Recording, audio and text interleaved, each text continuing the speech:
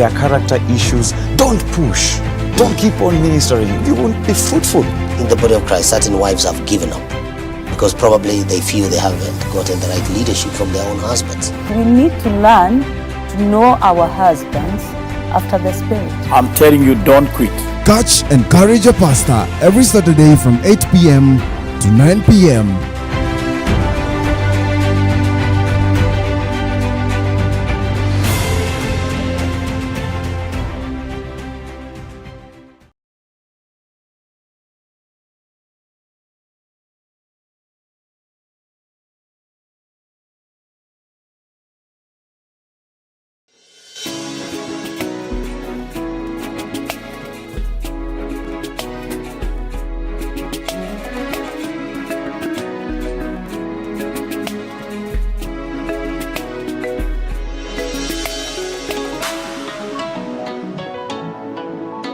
Elevate TV, advancing kingdom lifestyle.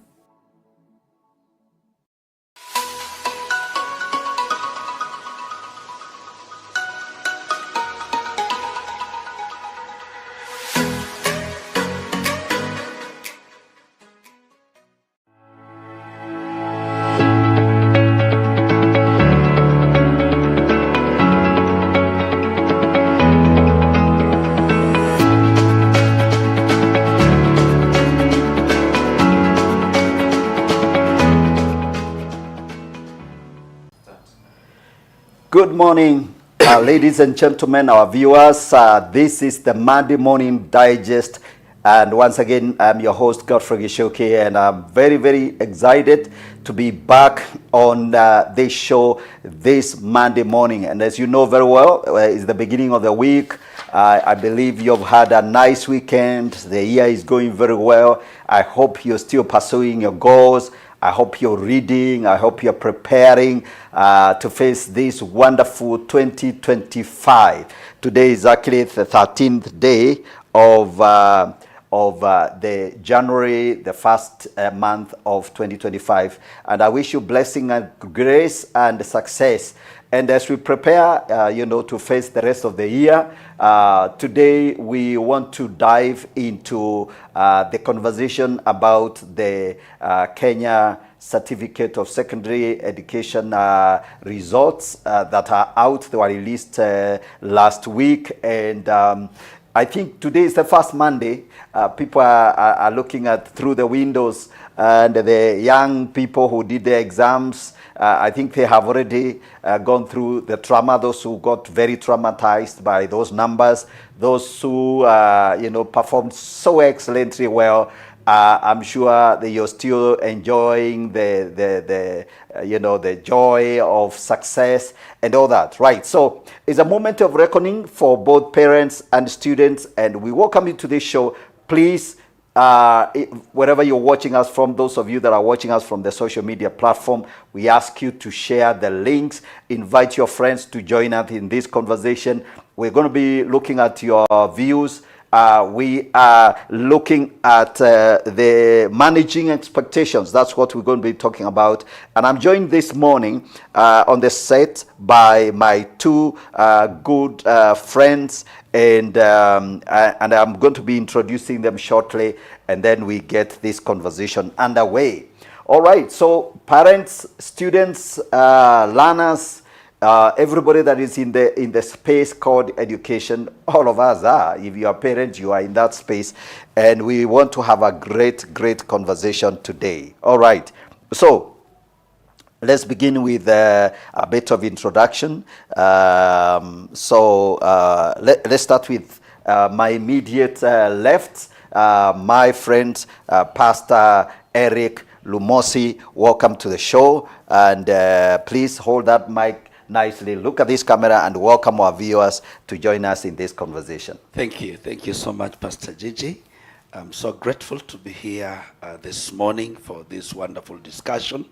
My name is Pastor Eric Lumosi. I love the Lord Jesus Christ as my personal Savior, serving with students under the Body Kenya Students Christian Fellowship as the regional coordinator of the Greater Nairobi region. And I want to welcome you to this show. Wonderful. Thank you very much, Pastor, for coming and joining us in this amazing conversation. And I am also joined by my friend one Elijah. This is the man who received the mantle from Elijah. So he carries a double anointing. We must acknowledge that. So Elisha Winga is the founder of Mentors Africa, and he's a very, very passionate man. And today he joins us. He came all the way, I think you were in Tanzania or at the border or something like that. And when I asked you to join us, you made sure you're here this morning. So karibu sana. Thank you very welcome. much. Look at this camera and welcome our viewers to join us in this conversation. Thank you very much, Pastor. It's a wonderful thing, breathing the Kenyan oxygen again. So it's powerful to be here. My name is Elisha Winga, as introduced. I'm sure I'm not a very new name to most of the viewers. I've been here before. I'm a coach, I'm a mentor, and I basically work with the young people, talent mentorship, and other areas of mentoring the younger generation. And I'm privileged to be here. Wonderful. Karibu sana Bwana Elisha for today's show, and I think I can see like you have already shared, because there are a number of people who have already joined us. Make sure you share it on your status so that we can get as many people hooked up to this particular conversation. So, ladies and gentlemen, welcome. Let's talk about how to deal with the reality that we have. I kind of like I'm a realist, and a practical man. So sometimes I am very, very careful to buy into narratives about, and to posit disaster where there is no disaster. So let's talk to parents. Let's talk to students. Maybe perhaps we can first of all begin by a quick overview of the results, how the Kenya Certificate of Secondary Education came out. I'm sorry that I think I confused that. Sometimes I call it Kenya Secondary Certificate of Education, but I've been corrected. It is Kenya Certificate of Secondary Education. Either way, it's a certificate. Secondary education.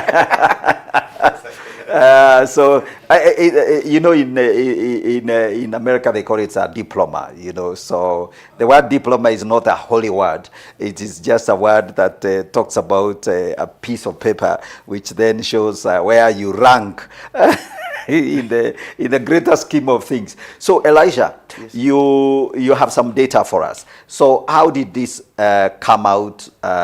What was the performance like? And so give us a quick overview. We saw some exciting, as usual, the top schools, top 200, top 100, top 10 candidates, all those kind of numbers. I think it's good to, first of all, to have a quick overview of that. Yeah. So thank you very much. First, it's a mixed point of data, because there are increase, there are decrease. As much as you could see there are so many people who got A's, I could see so many schools.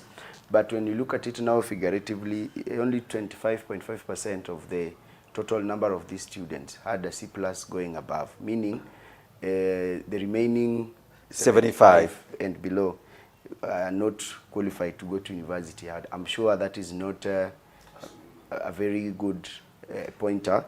So parents outside there, if your child is within the 75, at least encourage yourself, you're not alone. But generally, looking at the number of comparing 2023 and 2024, there was an increase of 7.9% in terms of figures. If you look at 2024, we had 899,453 who registered for KCSE.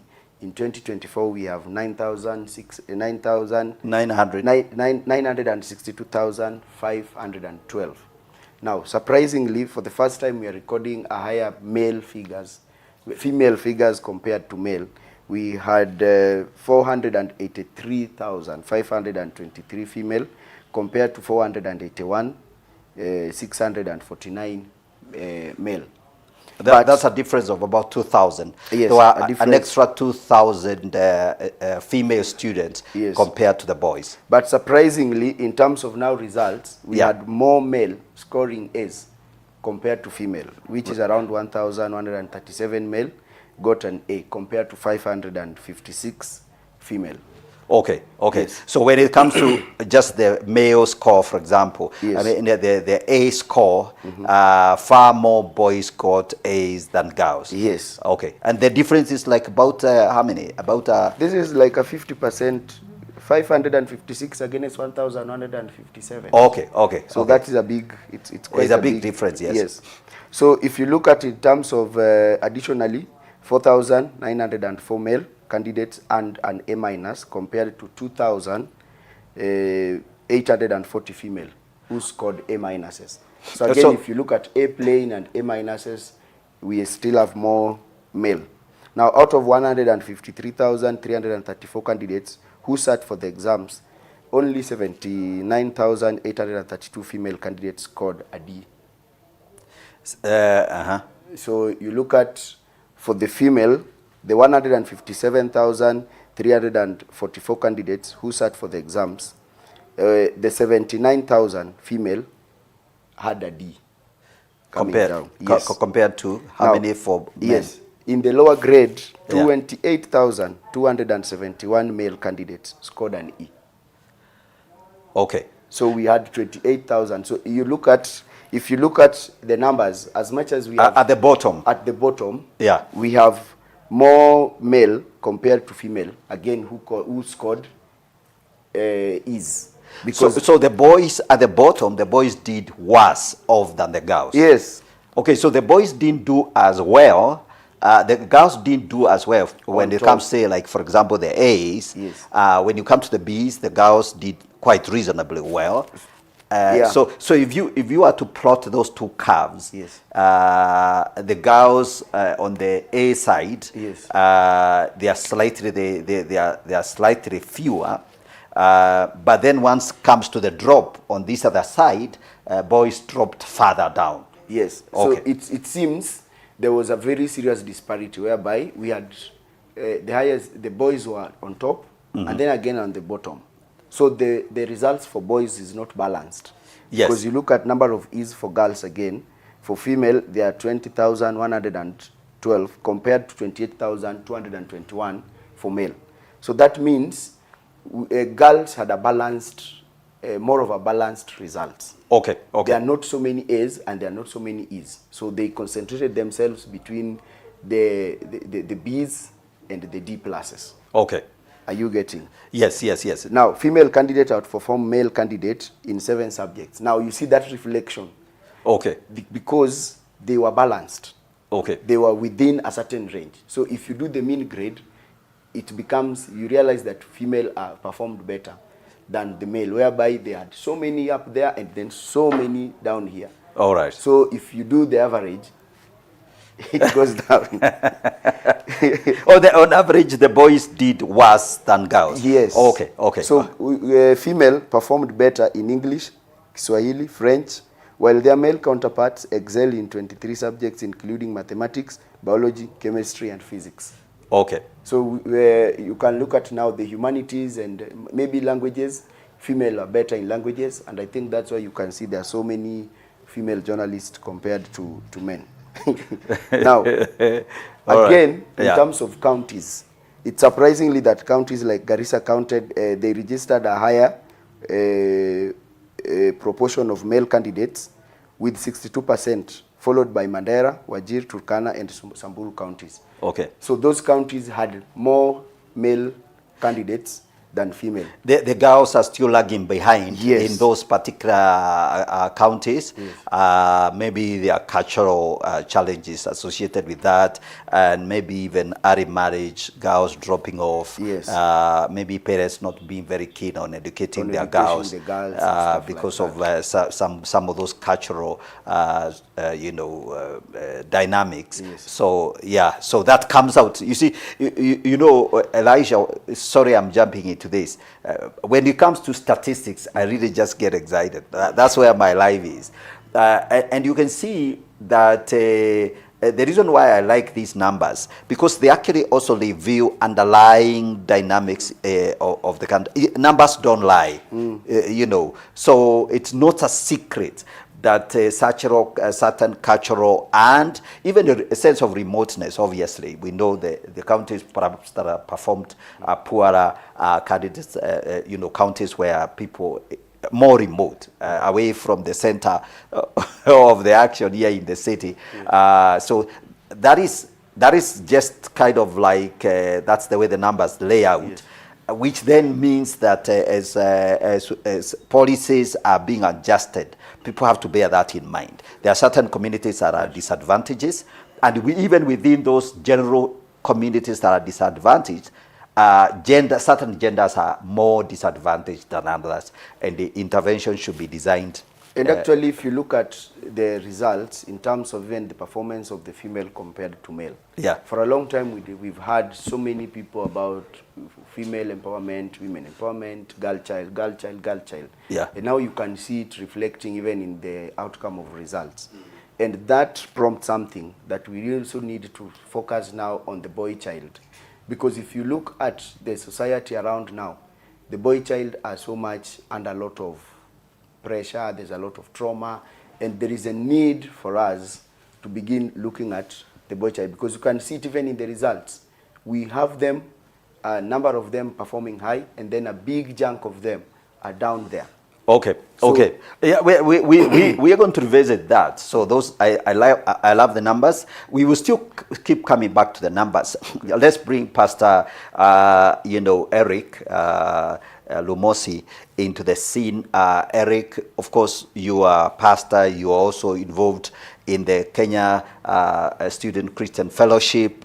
This is the body whose role is basically to support the Christian witness in high schools, and we have results. Is there a way those results reflect some of the efforts and maybe also reinforce some of the work that kind of bring? How do those numbers compare? Is there any link between the Christian witness, some of the efforts you guys have been doing, and the performance generally? And before we come later on to talk to parents, you are pastor, to encourage them, maybe you can comment on the numbers.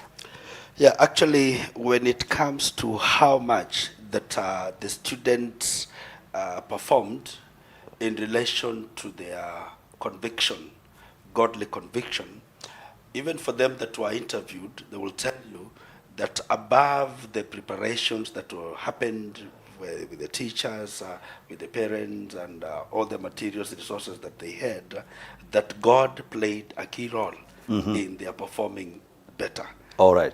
And therefore, that would mean that even before, during the learning and the study, they involved God. And therefore, when it comes to how the ministry, or rather the commitment to God played a part in their performance, it's just coming alive. Why? Because for one, if you are not disciplined, it means you will not perform better. Okay. If you're not working hard, it means you will not perform better. But these are the some of the disciplines that surely are there when it comes to godliness. That when you train a child in the ways of the Lord whereby he is encouraged to be a sober person, is encouraged to work very hard, is encouraged to pray and trust God for his future or for his life, then God intervenes and makes things work out for them. Therefore, there is a way that godliness has worked for them that have done well. Wonderful, wonderful. And you're absolutely right, Pastor. I think we all see, especially the top candidates, you know, as they are celebrating, and the parents are with them. And by the way, maybe the other thing you could comment, if you have the numbers, is do you feel like, for example, most private schools are also happen to be Christian-sponsored schools or something like that? Is there a pattern? Do you see some of the, is there something reflected in terms of some of the best performing schools and any religious connection? Maybe you can comment on that as well. Yeah, in the schools that have programs related to Christianity and related to God, you find that their performance will always be good. And even as it has come out, I may not want to mention names, but it is so clear that for those schools that have got activities, that have embraced Christian activities, programs that are there in school, which are happening on weekly basis, happening on timely basis. They have maybe challenges, weekend rallies, they have got fellowships, and even all these programs are helping the students to gear towards behaving in a given manner, and that manner, it helps them to succeed. Therefore, it is clear that when we involve God in whatever we are doing, actually things will just fall in their pleasant places. Right. Yes. Wonderful, wonderful, wonderful. Elijah, you want to jump into that? Yes, I want to, just from a mentor or a talent mentor perspective, what we normally push, because it's talking about the spirituality and academic success. Yeah. Even if you look at in terms of talent development, it is first anchored on the spiritual strength of a person. Mm-hmm. And we normally tell even the players or the people that are mentoring the talent space, that is whether it's football, whether it's in sports or in music or in whatever you're doing. If you look at those people who have gone far in even their talent or in the way they succeed, their spiritual foundation is very strong, and you can mention so many of them, even in the top football level, in terms of the influence between their spiritual formation and their success on the track or in the sports or in their career, because spiritual formation works on character, right, and moral uprightness, and creates a discipline within you. So most people who have got a strong spiritual foundation, you will find them that they are so disciplined in whatever they are doing. Mm-hmm. They have got right morals, and now there is no talent, whether football or wherever, that can flourish without discipline. So because of that discipline, the talent flourishes on that discipline. Okay. And behind the discipline, there is the spiritual formation that brings this person. So it's like a layer. Okay. I think that's matters well said. Matters well said. So let's let's return to the issue of the parents. You know, I think it's very clear that parents right now are obviously dealing with the results. They are they are managing their expectations. So the results are in, and clearly there are many dynamics. There are many ways you can explain those results. There are many ways you can look at how people performed. We are also saying that yes, there are spiritual disciplines and character is important, and it's really a great factor in success. So, and we'll be returning to that. Now, let's look at, so the results came out, and there is always the usual conversation, the usual, why are those parents celebrating? Surely, if you're going to go out to the streets with buses screaming and promoting your school that performed so well, what about those who actually did not perform well? So I think that's the dilemma the parents are dealing with. That's the dilemma that these sort of numbers produce. You know, people who actually performed not well, D minus, E, those are very challenging results to deal with. So because you are mentor, Elijah, I want you to speak to that. I want you to begin to speak to what then happens. How do you live with a D minus or a plain D for your son and daughter, and D student? How do what's happening? You have a D student in your house, and today, there is nothing to smile about. Maybe there is a reason why that happened. Sometimes when you're very clear, maybe you are sick, or your son didn't do very well because they were in a poor school. It was just a struggle to get them through anyway in the first place. So even just managing a D, people process results differently. So even managing a D, somebody saying, "Oh my goodness, I'm so happy that my son managed this D." We had zero hope for even walking out of that place, even for him sitting the exam in the first place. So the fact that he managed to go all the way to the exam and even pull over D, glory to God. Glory to God. So let's comment on that. So let's talk to parents and students who are struggling with those numbers. So the first thing, Pastor, we have to accept, the pride of every parent is to stand before you meet your friends and, "Hi, how are you?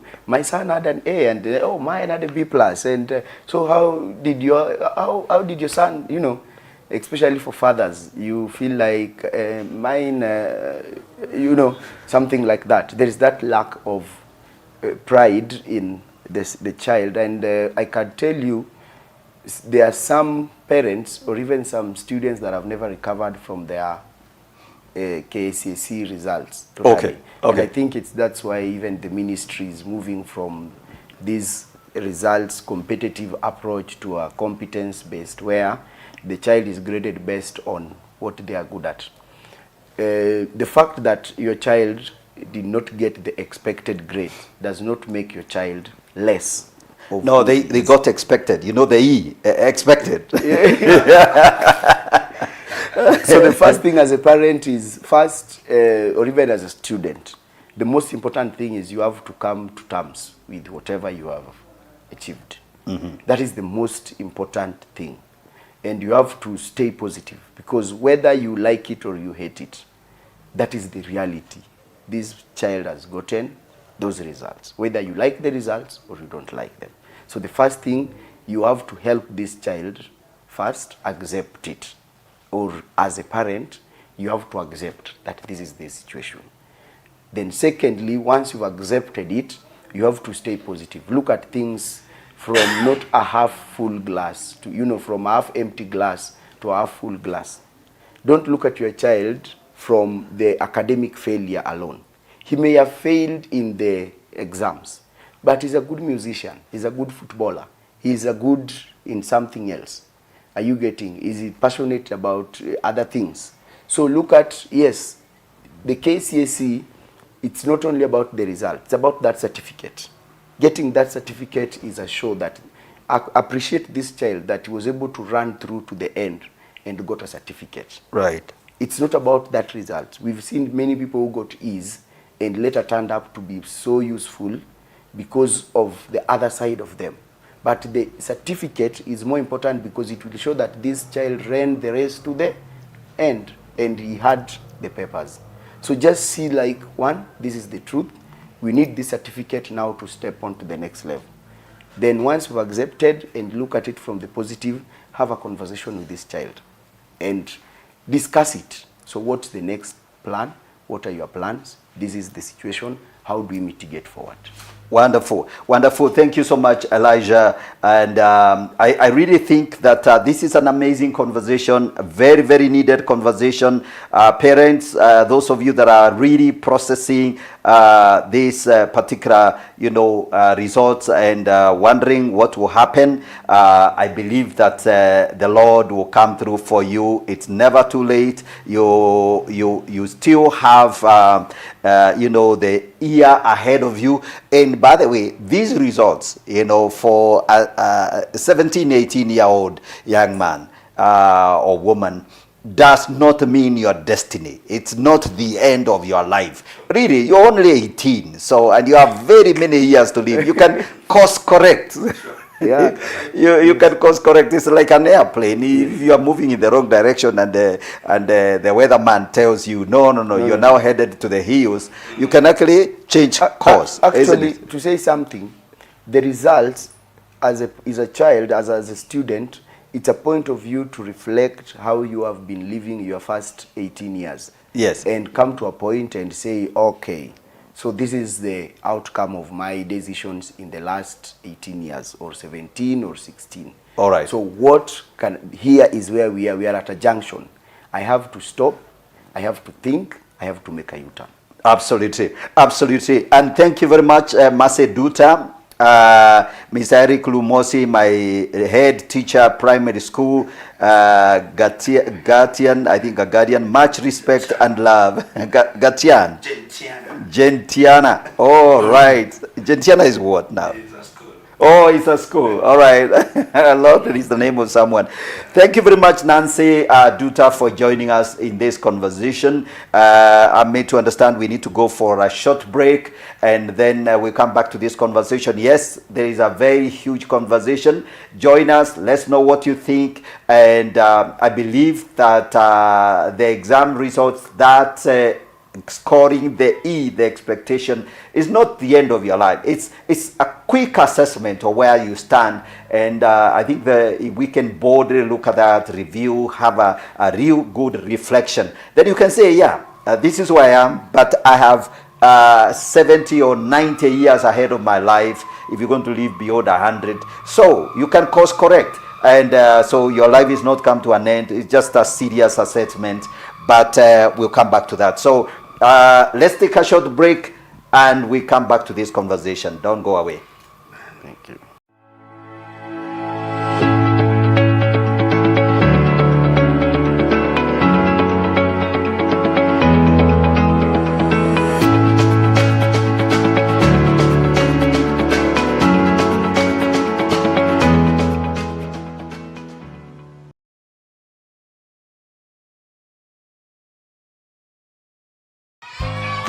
Looking for a school that provides a solid foundation for your little one? Lozi Christian School is now admitting children from 2 to 6 years old from January 2025. At Lozi Christian School, we understand that every child is unique. Our qualified and experienced teachers ensure that each child gets the personalized attention they need. Our beautiful classrooms are designed to stimulate learning and spark curiosity, offering a rich environment that caters to every child's developmental stage. And we provide balanced meals, snacks, and lunch to keep your little one healthy and energized throughout the day. With a Christian approach, we focus on the holistic growth of every child. Give your child the start of a strong start in life with a school that truly cares. Enroll today. Don't miss this opportunity to give your child the best start. Visit us off Kasarani Moiki Road or call us now at +254 758 396 110. Lozi Christian School, a foundation for the future.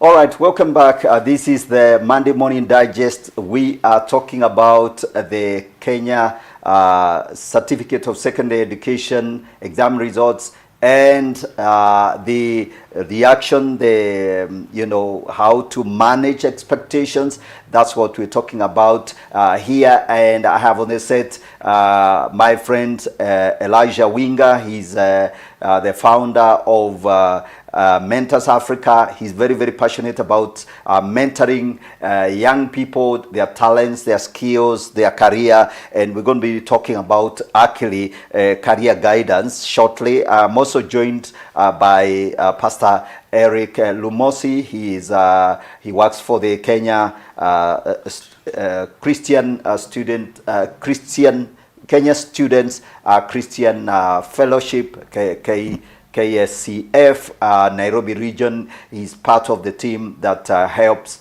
He's a teacher and helps support students' spiritual formation in school. So, so the exams are here, the results are here, gentlemen, and we know that parents have been processing these things over the weekend, and I think the next big conversation is the issue of where do we go from here, and I want you to bring your pastor to start off. I know Elisha, we would definitely want to jump in, but Pastor Lumosi, let's talk about what your advice to parents in terms of what do they do with their learners now that high school is done, the results are in, whether good or bad or average. How do you advise parents to start now thinking in terms of processing where the students are and their learners are? Thank you.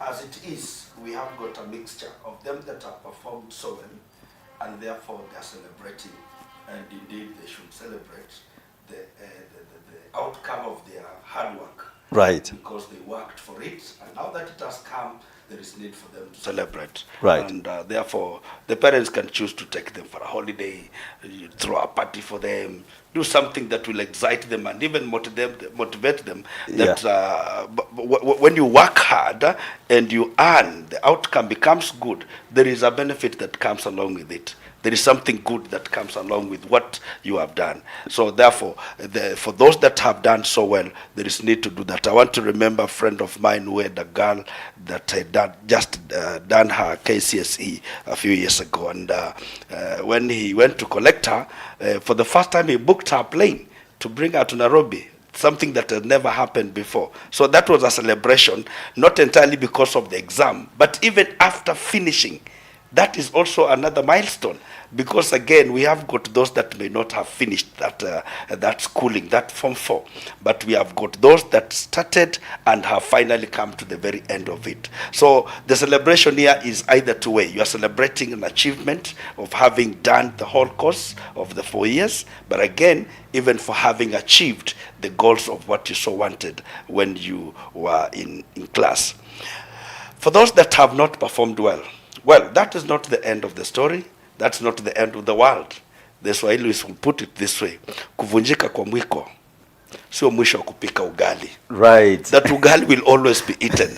There will always be another way out to ensure that the ugali is being eaten. Therefore, there is time to sit down and reevaluate yourself and work on, now, these were our goals, we were not able to achieve. Can we set another goal? Because in life, we have got different pathways of having to achieve what we want in life.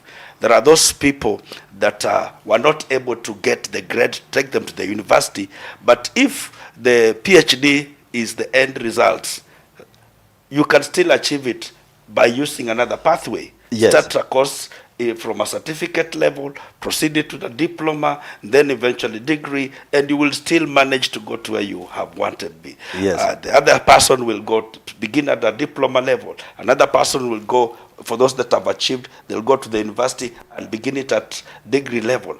And eventually you find that you will all attain at that final level as you work hard and you keep on knowing that life has got all those challenges that you have to overcome with the time. So the not performing and not getting the mark that you intended does not mean that now that is the end of the story. The parent needs to assure the girl, the boy, that look here, it is still well. Wonderful, wonderful. Yeah, so I'm sure Elijah has, has a commentary on that. So, yeah, I like one of the things that Pastor Lumosi has introduced, the whole idea of pathways. And we are thinking that now it is the time for parents to begin to think in those terms. What happens next? So, jump into that, and I'm sure you have something you want to say right away. Yeah, just thank you very much. Just to spice up what Pastor has mentioned, one thing that you need to understand is that success is not having not failed, is learning and growing from your past failures. Okay. And parents and students should look at these exams as an assessment to re-strategize, to rethink, and also to have a reflection. Don't look at them like the game is over. This is like the first 15 minutes of the match. Okay. And that's why if you look at all sports, Yeah. there is always a rest. There is always a rest within the game. Okay. So that the coach can be able to sit with the players and reanalyze the strategy, and even within the match, the coach is always allowed to stand because he's another player. He's allowed to stand by the pitch to keep instructing reading the game and making assessments. Okay. So this is the first 15 minutes, and the parent as the coach to this child or the guardian needs to call back the player and tell him, okay, we have played the first 15 minutes. Our first strategy of playing this way has not worked. These people are still attacking us. We already 1 goal down. So what do we do? Actually, speaking about strategizing, I noticed that for those of you who love Man City has recovered. So, they started off so badly. They were beaten back to back, like 10 matches, lost each of the matches. And everybody was so worried about Pep Guardiola. People thought he was going to be fired. Sorry that I'm throwing this into it. But the reason I'm saying that is what Elijah, you've said. And really, this needs to go to all the parents. It is like halftime. Yes. So I remember a viral video of Pep Guardiola, the Man City coach, going viral. He was screaming. So, and I'm not suggesting you scream to your son because they might not take it kindly. But I think it's really that, sit down and have a very honest conversation. And assume that that kid has something to say and contribute to their pathway for success. Listen to them. Yes, because this is the reality. He is the player. Yes. Is his game. He's the player. So if he refuses to play, you cannot, your work as a coach is just to guide and help this child realize that this game is important and it determines something later. So you need to play this way. So talking about the career paths, this is the time now to reassess and ask this child, what do you want to do and how do you do it? Because if you look at mostly the 844, thank God, and I'm very happy that it's being phased out. I would pray that it goes very fast. Because you realize someone finishes Form 4. You ask them, what do you want to do? They don't know. They don't know what they want to do. Most people, I've even had students who have finished university. They have come for attachment. Or maybe they have just finished and they are given the first job. Some of them don't even know how to do their resume. You give them a simple task. It is more of theoretical, and you realize even if you look at some of them, and I can assure you, some of them are celebrating the A's, and deep down they know those A's are not theirs. Because there's a lot of rigging in these schools. Why? These schools, they want results, no matter how. So for them, I was just discussing with someone. Most of these people who are setting exams are the same teachers. So there is cheating direct or indirectly, whereby you are the person who set and you are the person who is teaching. You will go back to the class and teach your children whatever you've set. And you are doing chemistry, I'm doing Swahili, and he's doing mathematics, and we are friends. I will give you what I set on Swahili, and you will give me what he set on chemistry, and you will give him what he set on mathematics. And you will go and teach it. And by the end of the day, this child will not pass because he has an A mind, but because the school where he is, he was pushed to pass. Okay. And that's why if you go to university, someone went for medicine. After first year, is going to art and interior design and other lighter courses, because the brain, the results that took him there or her there are not their results. Okay. So that's why parents should not take the results too personal. Sit down with this child, do the assessment of their career, ask them what do you want to do, what are your passion, what are your interests, what makes you comfortable. You know, I've done this. I remember I did we do a placement for colleges in the US, and this student came and wanted to do engineering. So when I sat him down and I started mincing out information from him and, you know, having a conversation with him, you know, I realized this child should do catering or something in hotel. He's passionate about cooking and things like that. Now imagine if this child goes and starts doing engineering. You've paid for engineering only for him to realize that he should be doing catering and hotelier. Wonderful, wonderful. I think I love you know you know the issues you're raising about you know, doing a real reassessment, checking out you know what you know the students should do. You know, re-evaluating and considering, for example, what am I really good at, and what are my skill sets. So it's one thing to have some results, but it's another thing to actually determine what exactly am I gifted in. Parents, it's not the end of the world, as my brother here, Coach, I'll call you Coach Elisha Winga. He's very, very passionate about mentoring young people, you know, to discover really. And I think maybe it's important for you to mention what exactly is at the heart of this mentoring. When you bring together mentors, you founded this organization, you work with parents, you work with students, you work with even including sports mentorship and all the others. Do you feel that this is the time now for people to focus on mentoring their students, their learners? You know, this is a time. Do they need to hire mentors, or do they perhaps just? This is the point. If you look at our education system, the 844, it was more of passing skills. The teacher there, you realize a CRE teacher takes alcohol, is picked by students to come and teach. Meaning, even the teacher, whatever he's doing, it's because of money paid by the government to do it. So they are not doing it out of passion and out of... Education should not just be a mode of passing skills, but a platform to create a whole person. Mm-hmm. Are you getting? So the teachers should not just be teachers who are coming to give you notes, you know, like lecturers, and they tell you go and research on this, blah, blah, blah, and they go. They should be part and parcel of the formation of this child. And that goes beyond just being a teacher.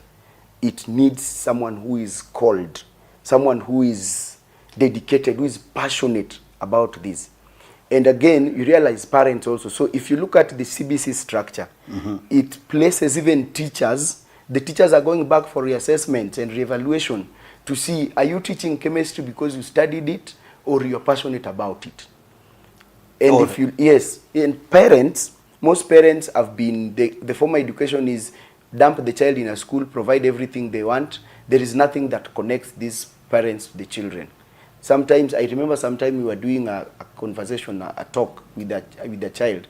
And this girl said, I'm living in the house with my parents, and I'm a stranger to them. And that's why sometimes parents are called to school, and they are told, your boy is doing drugs. And he says, my boy? No, you are lying. Because they are living two worlds apart. Mm-hmm. So by the time the parents realizes that this child has been in drugs for the last 5 or 4 years, the girl or the boy is already addicted. Right. Or the girl has done 2 abortions. Okay. So yeah, so Elijah, that's true. So these results, as you say, could also be an indictment on parenting. Yes. This parenting or lack of it, you know. So either somebody was properly parented, the parents engaged fully with the child's growth and development, or they did not. So I think it's feedback for those of you that are parents. And again, we also have to bear in mind there are a lot of students out there from very poor backgrounds, and some of them from single parents and all that. Some have performed very well, even though they have come from challenged backgrounds. So we are not saying that it's granted that if you come from a poor background, you are destined to perform poorly. But yes, we also have to be cognizant of the fact that some people may actually have so many baggages that their performance really only reflect the reality that they are living in, and poverty is not a pretty good thing. So maybe Pastor, you need to speak to those parents who, or even guardians who have worked so hard try and see their children, the students that they are guardians for, or they are parenting, single parents, and give them word of counsel that yes, you have done so well to get your child to where they are, and you can do better. Even if there are challenges, please maintain that. You will definitely be rewarded. So speak to those parents. Yeah, actually, as it's true that for those parents that have worked very hard, and they need to continue guiding the students, because again, you can celebrate too much here, but forget that you have not reached yet the very end. So as you celebrate, you need to put in focus that I'm not yet done. It's not, life is not yet achieved completely. So this is just but one step, but there is still another step to come thereafter. And that would mean that as they celebrate, they are also just in the same way able to also sit and work on how best they will continue moving ahead. Because again, it is after you have achieved, you have got a family, you have reached that stage and level that you are actualized in life. And therefore, besides looking at the inside of you, you're at this point looking at the outside, how to support, how to help other people come up again, because you have finally achieved and actualized. That is the very end that somebody can imagine, okay, fine, I'm done it. Therefore, even for those that have done so well, there is need for them to re-strategize and know that the future is yet to come. And you find that even in life, that there are so many students that the A-class students, sometimes they go get that degree, they go even proceed furthering their studies, but when it comes to life entirely, you find those that were average are the ones that are doing very well in life. So that would mean these ones who were average, at one point they realized, wow, we were not able to make it at a given level. There is need for us to work hard. There is need for us to look for ways and means so that we are able to do better. And that is what you find, that eventually they come even surpassing those that were the A-class in the classroom or in that year. And that would mean that now, from that particular notion, that even for these A-class students, they need to work out a way forward on how best they're able to achieve it in life. Wonderful, wonderful. Yeah, Elijah. I would yes. just love to pipe something there. The Bible says in Proverbs 13:22 that a wise parent leaves inheritance, good inheritance, to the children's and children's children. When the Bible uses the word good, most people think that for me giving education to the best education to my children is the best I can do. But I can tell you, it's just one aspect. Just one aspect. For these children, and this is why I'm telling parents, don't just look at these results as the final thing. You may have the best grades with bad character, without spiritual values, without morals. You will still fail. This person has still failed. You may have an average character, an average academic performance, but with very strong character. We all know the market, the job market and employability. I am a coach, I'm a scout. A coach will take an average talent with excellent discipline and moral values than an excellent talent with no moral values. Okay. So okay. what he has said, as parents and as teachers, we need to focus on creating an all-rounded child and look at, yes, you may have gotten an A, but in terms of formation of this person, is this person wholesome to be able to face life? If that is okay, this person will change those results in a very short while. Wonderful. I think that's very reassuring for you parents that yes, it is one thing for your child to get an A. They could get an A and they have bad character. So that means that they have scored an E on the other side. So, and that can actually, and I love what Coach Elisha Winga here is saying, that yes, good coach, when they are scouting for talents, they look for average talent, but discipline and character.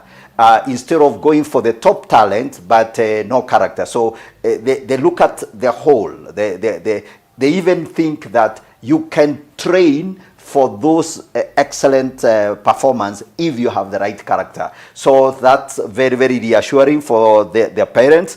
One time Robert Kiyosaki, I think, wrote or said something like, A students working for the C students. So you get an A, you become a chief accountant, you become an accountant or a programmer, and you work for an entrepreneur who was just an average guy.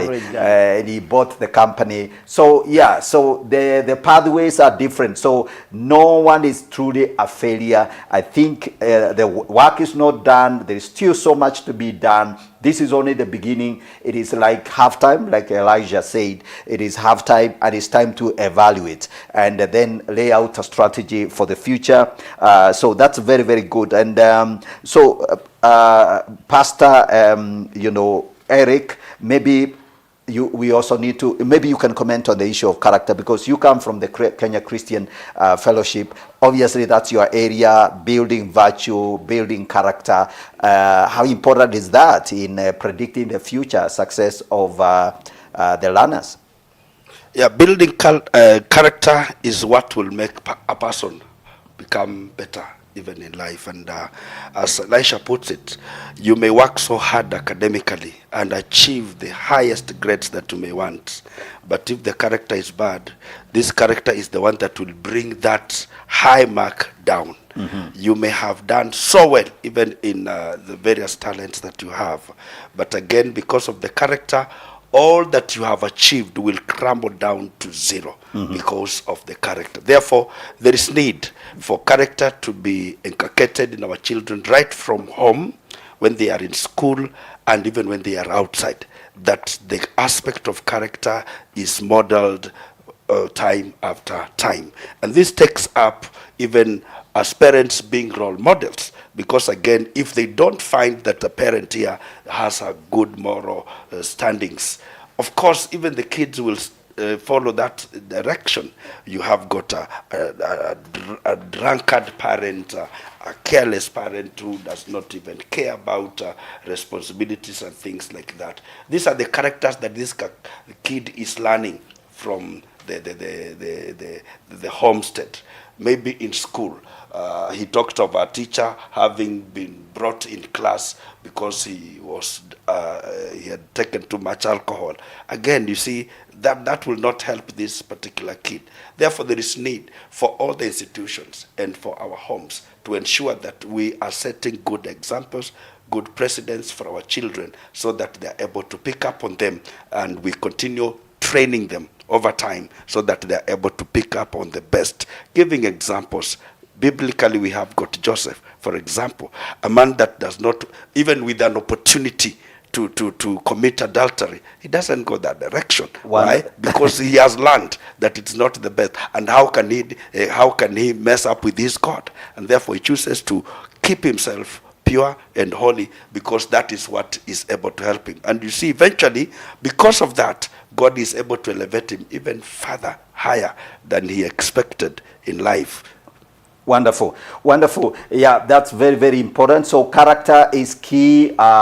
You may have done so well You have very, very good results, but yes, there is still more to come. Elisha, I really want you to address yourself to the students themselves. And as we wrap this up,